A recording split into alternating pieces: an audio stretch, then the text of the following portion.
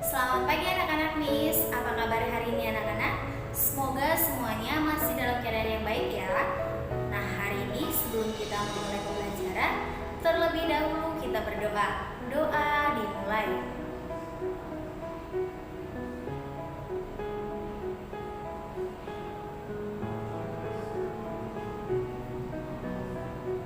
Doa selesai.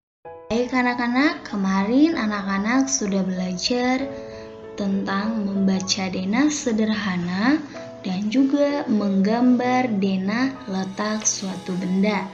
Sekarang kita lanjut materi matematika kita, yaitu yang ketiga, menentukan rute perjalanan. Nah, apakah itu rute perjalanan?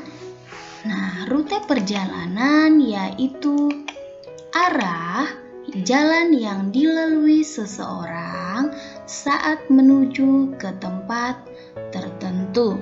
Nah, contohnya dari rumah atau rute perjalanan kamu dari rumah menuju sekolah. Nah, rute perjalanan itu dari suatu tempat ke tempat lainnya dapat dijelaskan petunjuk arah mata angin. Jadi, rute perjalanan dapat ditunjukkan melalui arah mata angin. Atau sekarang itu bisa kita lakukan menggunakan handphone, yaitu dengan menggunakan yang namanya GPS. Oke? Nah, kita lanjut. Perhatikan denah di samping. Nah, coba perhatikan ya. Berdasarkan denah ini, kita dapat menentukan beberapa rute dari sekolah menuju rumah Adit. Nah, yang pertama yaitu rute pertama dari sekolah menuju ke arah barat melalui Jalan Kancil 2 dan melewati puskesmas. Nah, berarti di perempatan jalan belok ke arah utara melalui Jalan Elang 2 sampai ujung jalan sudah kita menuju ke arah barat melalui Jalan Kancil 1. Rumah Adit berada di kiri jalan. Nah, berarti ini kiri ya.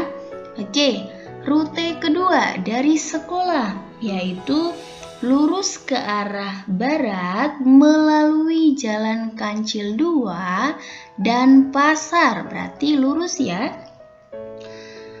Setelah menemui pertigaan, ini pertigaan, belok ke arah utara melalui Jalan Elang 1. Nah, di pertigaan jalan berikutnya, belok ke arah timur. Rumah Adit ada di sebelah kanan jalan. Nah, jadi jika Adit sepulang sekolah ingin segera tiba di rumah, Adit dapat memilih rute yang pertama karena rutenya lebih pendek daripada rute kedua. Coba perhatikan lagi ya. Yang rute pertama dari sekolah ke arah barat melalui Jalan Kancil 2 dan melewati puskesmas, lalu dapat perempatan jalan menuju ke arah utara yaitu melewati Jalan Elang 2, tiba di ujung jalan kita ke arah barat melalui Jalan Kancil 1. Kemudian di sebelah kiri terdapat rumah Adit. Nah, sedangkan rute kedua itu perhatikan dari sekolah melewati Jalan Kancil 2 dan juga pasar. Nah, apalagi di pasar ya. Setelah melewati pasar, maka dapat pertigaan kita ke arah utara melalui Jalan Elang 1.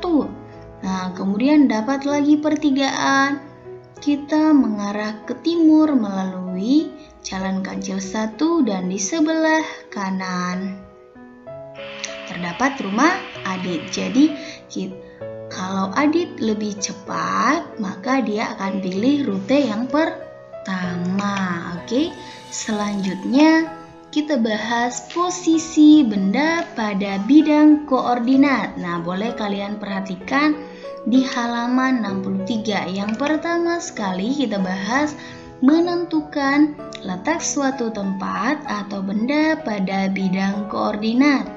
Nah, kita harus tahu dulu apa ya itu bidang koordinat. Ya, bidang koordinat adalah permukaan dua dimensi yang terbentuk dua garis bilangan. Nah, dua garis bilangan ini yaitu garis horizontal disebut sumbu X dan sumbu lain garis vertikal disebut sumbu Y. Nah, di sini tadi ada dua dimensi. Nah, permukaan dua dimensi ini adalah bangun datar yang memiliki panjang dan lebar. Contohnya persegi panjang, kemudian persegi, dan lain-lain. Nah, sekarang kita akan bahas yaitu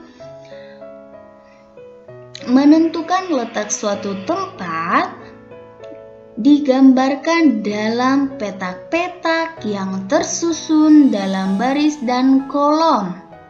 Nah, yaitu seperti denah yang ada di samping. Nah, ini dia. Jadi terdiri dari baris dan kolom, yaitu ke arah kanan itu baris, yaitu huruf A, B, C sampai H, dan kolom itu angka 1 sampai 5. Dan kalau tadi pada sumbu X itu ke arah kanan, sumbu Y itu ke atas. Oke? Berarti sekarang kita mau melihat letak koordinat daripada kandang kambing. Berarti letak koordinat kandang kambing yaitu pada A, baris A, kolom kelima. Berarti disebut A5. Untuk kandang ayam B2 yaitu baris B, kolom kedua. Kita lanjut, kandang domba berarti pada terletak koordinat D4. Untuk kambing terletak pada koordinat F3. Nah, perhatikan ya ke sebelah kiri. Lalu kita lihat lagi kandang bebek berada pada koordinat H dan 5. Berarti H5. Oke? Sudah jelas ya. Jadi kalau untuk melihat suatu tempat, kita membacanya dari baris lalu ke kolom kalau dia dalam bentuk petak-petak. Oke, sekarang kita lanjut. Ternyata letak suatu tempat pada denah juga dapat digambarkan dalam bidang koordinat, yaitu seperti denah di samping. Nah, coba perhatikan. Sekolah terletak di Jalan Sirsak, yaitu pada koordinat B1. Nah, kemudian kita lihat rumah Adi. Nah, rumah Adi terletak pada koordinat B3. Lalu kita lihat rumah Kai, yaitu terletak pada koordinat C3. Sekarang rumah Dio, yaitu berada di Jalan Duku, yaitu koordinat B5. Kemudian kita masuk ke restoran. Nah, kita lihat restoran terletak pada Jalan Apel, yaitu koordinat F2. Sekarang minimarket. Minimarket terletak pada Jalan Apel, yaitu pada koordinat F3. Terakhir, yaitu ada toko buku. Toko buku ini terletak pada Jalan Kecapi pada koordinat H, kemudian 5, yaitu kolom kelima. Oke. Nah, sekarang kita lanjut lagi, yaitu letak suatu tempat pada peta juga dapat digambarkan dalam bidang koordinat. Nah, perhatikan peta Pulau Bali pada koordinat berikut. Nah, ini dia ya anak-anak. Boleh juga anak-anak perhatikan bukunya halaman 64. Nah, sekarang kita perhatikan Denpasar.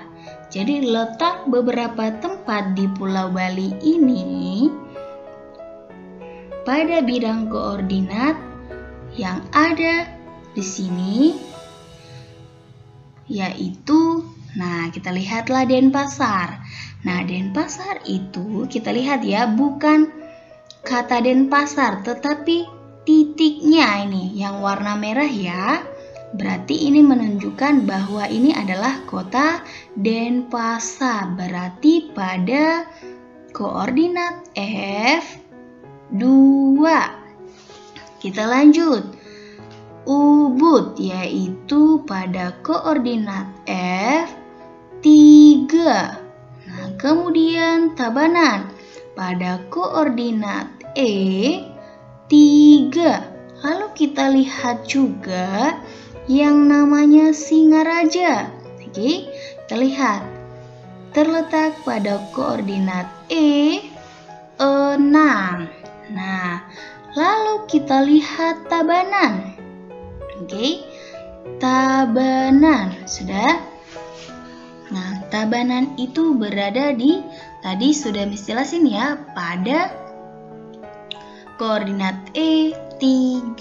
Sudah, kemudian Klungkung. Nah, ini dia ya. Klungkung itu pada koordinat G3. Jadi, untuk membaca kalau dia koordinatnya dalam peta, berarti kita harus baca dari baris dulu, baru ke dalam kolom. Sudah jelas ya anak-anak ya? Oke, kita lanjut materinya, yaitu yang kedua, letak titik dan bangun datar pada bidang koordinat. Nah, ini ya, letak suatu titik juga dapat digambarkan pada bidang koordinat. Nah, di mana koordinat itu adalah menentukan suatu tempat, yaitu di sini penulisannya posisi benda pada koordinat yang menggunakan pasangan terurut X dan Y. Jadi cara membacanya mulai dari sumbu X, kemudian sumbu Y, di mana X merupakan sumbu mendatar atau vertikal yang disebut dengan apsis, kemudian Y merupakan sumbu tegak atau horizontal yang disebutlah itu ordinat. Oke? Ya, sekarang kita lanjut, yaitu di sini perhatikan denah di samping. Nah, pada gambar ini, nah kita lihat ya, di sini sudah ada sumbu X yang positif 1 sampai 6 dan untuk sumbu X negatif 0 sampai negatif 6, untuk sumbu Y 1 sampai 6 untuk yang positif, dan untuk bernilai negatif 0 sampai negatif 6. Nah, di sini kita lihat ya anak-anak, untuk melihat titik koordinat A. Sudah, titik koordinat daripada A berarti koordinatnya berada pada titik. Ingat, kalau dia untuk membaca titik koordinat itu dimulai dari sumbu X, lalu masuk ke sumbu Y. Tidak boleh terbalik, tidak boleh duluan sumbu Y baru sumbu X. Itu salah ya. Jadi untuk membaca titik koordinat A mulai dari sumbu X, berarti dia pada 4, sumbu X-nya 4, sumbu Y-nya 2. Berarti titik A atau koordinat titik A berada pada 4, 2. Kemudian untuk koordinat titik B, nah kita lihat, dia berarti pada negatif 5, sumbu X-nya negatif 5, berarti sumbu Y-nya 0. Oke, kita lanjut ke koordinat titik C. Nah, kita lihat dari sumbu X, berarti negatif 2, lalu masuk ke sumbu Y. Ya, negatif 3, berarti titik koordinat min 2 dengan min 3. Lalu kita lihat lagi koordinat titik D.